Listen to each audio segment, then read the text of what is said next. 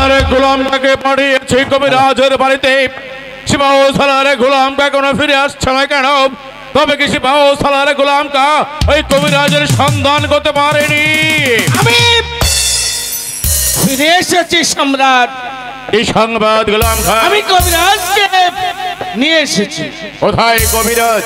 আসসালামু আলাইকুম জাহাপনা। ওয়ালাইকুম আসসালাম। আমাকে কিসের লাগে আইবার কইছেন জাহাপনা? কবিরাজ সাহেব, আমি আপনাকে ডেকেছি। আমার একমাত্র কন্যা শাহজাদি মালা অসুস্থ হয়ে পড়েছে। সে যেন কিভাবে দিন রাত বুঝতে পারছি না। তাই তো আপনাকে ডেকেছি আমি।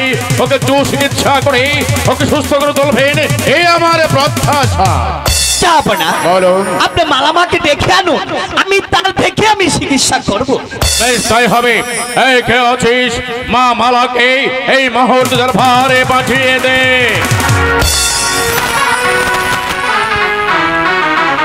আব্বা হুজুর, আব্বা হুজুর। মা।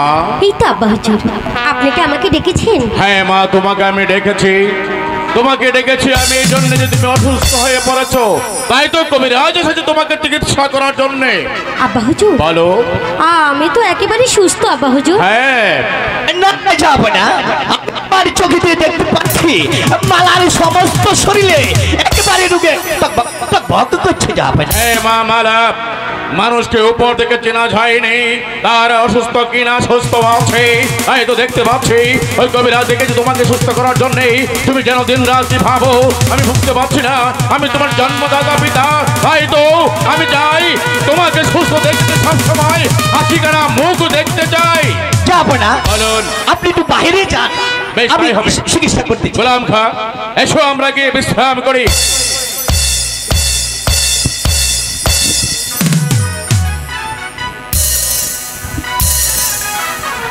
কি ব্যাপার? বাবা বাবা বাবা, ইস সাইজ দেহ। আচ্ছা, কে বলেছে তোমাকে যে মালার অসুখ হয়েছে? আরে হবে না মানে, মানুষ শরীরেতে সমস্ত শরীরেই তো প্রেমের রোগে ধরেছে। ও তাই? জি। আচ্ছা বলো তো, মালার কি রোগ হয়েছে? আর একেবারে প্রেমের রোগে ধরেছে, সেই রোগ আমার সারাতে হবে। ও বাবা, এ দাঁত কবিরাজ, যদি কেউ কবিরাজি করেন এর কাছে আয়ের।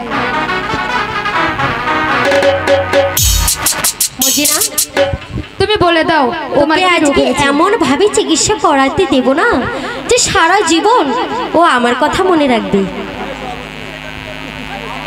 প্রেমেরই জ্বরে মরিছি কেঁপে, দাও না বুকে ভারী মনটা, দেখো না আমার জ্বরটা মেপে, উঠে যে গেছে 3:30। সম্মানিত শ্রোতা, এই মুজি, শোন শোন, আজকে কবিরাজকে এমন মজা দেখাবো না, আর কখনো চিকিৎসা করতে চাইবে না। প্রেমেরই জ্বরে মরেছি কেঁপে, দাও না বুকে ভারী মনিটা, দেখো আমার জ্বরটা মেপে, উঠে যে গেছি 3:30। কোন ডাক্তার জ্বর প্রেমেরই জ্বরে মরেছি কেঁপে, দাও গো মুখে থার্মোমিটার, দেখো আমার জ্বরটা মেপে, উঠে যে গেছি 3:30। কোন ডাক্তার জ্বর প্রেমেরই জ্বরে মরেছি কেঁপে, দাও গো মুখে থার্মোমিটার।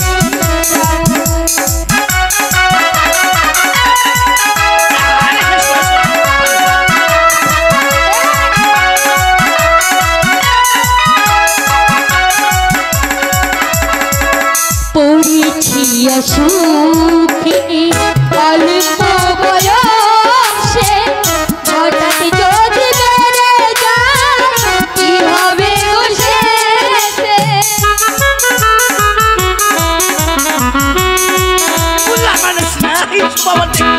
পড়েছি সুখে অল্প বয়সে, হঠাৎ যদি বেড়ে যায় কি হবে গো শেষে। তবে কি ভালো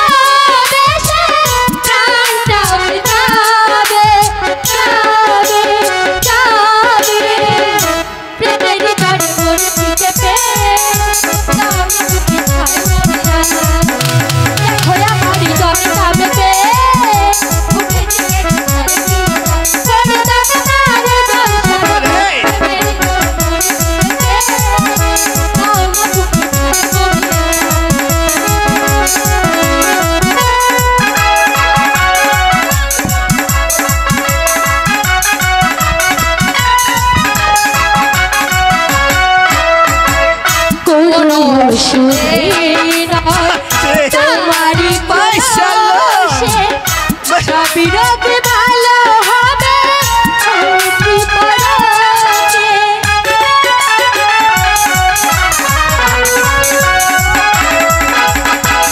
কোনো সুরে নয় তোমারই ছোঁয়াতে সবই রোগ ভালো হবে তবে কি ভালো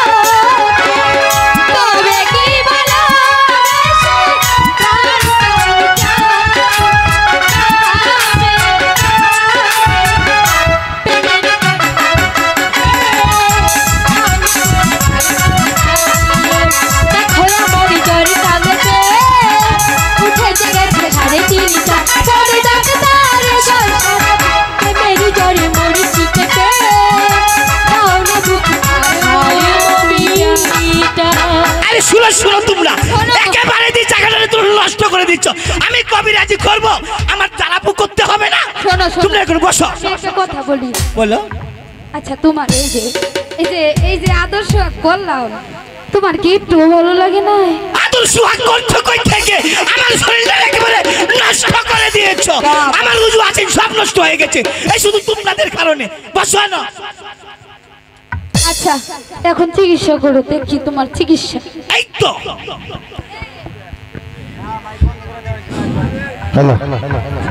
হ্যালো কুচি মারি খিচুড়ি তার হাতে সিরঞ্জনি কুচার পেটে দিয়া পাও কানে কানে কইয়া যাও দুদিন না কও হাসা কথা তাহলে কইবে আমার উস্তাদ ওকিল বাবুর মাথা। আরে সরলা ফুটা দেলই যাবো না। হ্যাঁ যাবো না। হ্যালো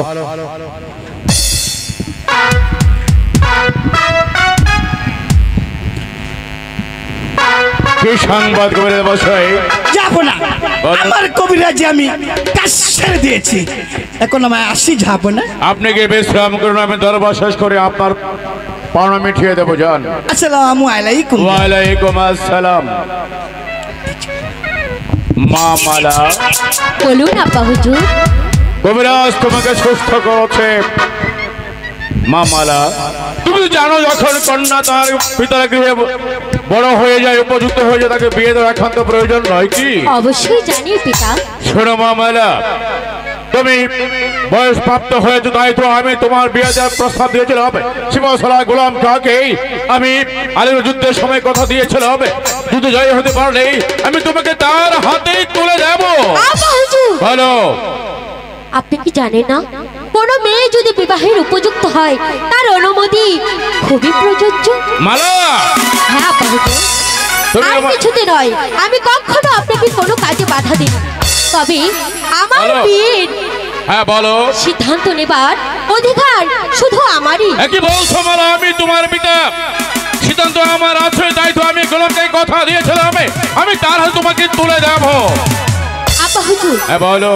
এটি আপনি অত্যন্ত ভুল করেছেন। না, তুমি যে এখনো অবিবাহিত, তাই আমি তোমাকে বিয়ে দিয়ে প্রস্তাব দিয়েছি গোলাম কাছে। আব্বাজান হ্যাঁ বলো। তাজি কখনো হতে পারে না। হ্যাঁ আব্বাজান, আমি যে একজনকে মনে প্রাণে ভালোবাসি। ভালোবাসা ভালোবাসা ভালোবাসা ভালোবেসেছো, ভালোবাসা হতে পারে, কিন্তু বিয়ে তো হয়নি, তাই আমি এই সিদ্ধান্ত আমি তার হাতে তুলে দেবো। আমার বিয়ে হয়ে গেছে আব্বা। বিয়ে হয়ে গেছে? হ্যাঁ আব্বা। কোন দেশের রাজপুত্রের সঙ্গে তোমার বিয়ে হয়েছে? সে কোনো রাজপুত্র নয়, তাহলে লাঠিয়াল মালিক সর্দারের ছেলে আবু কাশিম।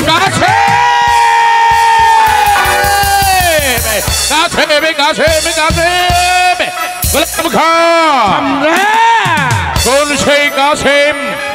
সম্রাট বলো। মনে নেই যাকে আলিগড় যুদ্ধে গিয়ে রাস্তার মধ্যে সেই জারত সন্তানটাকে পেয়ে আপনি মালিক সন্তানকে দান করেছেন, সেই সন্তান কাসেম। মালিক সর্দারকে ছেলে আমি দান করেছিলাম, সে চলে কাসেম। শোনো গোলাম খাপ, তুমি যাবে এই মুহূর্তে আমার আদেশ নিয়ে ওই মালিক সর্দারের বাড়িতে, ওকে গিয়ে বলবে আমার আদেশ মাত্র যেন বাড়ি থেকে কাসেমকে তরিয়ে দেয়। এই হলো কাশ্মীরের হুকুম মহায়। মানে মালিক সর্দারের ছেলে কাসেম আমার কলিজায় হাত দিয়েছে, তাই তো তার নিস্তার নেই। সে পৃথিবীর যেখানে থাকুক না কেন, শ্রাবতী পানি নিচে তাকে ছুঁয়ে যাবে। আমি এই মুহূর্তে বাদশাহ আমিরের আদেশ নিয়ে চলে যাব সেই মালিক সর্দারের বাড়িতে। তাকে গিয়ে ভালোই বলবো বাচ্চার আদেশ যে মাত্র তার সন্তান কাছের বাড়ি হতে দাঁড়িয়েছে, আর যদি না দেয় তাহলে মালিক সর্দারকে আমি ক্ষমা করব।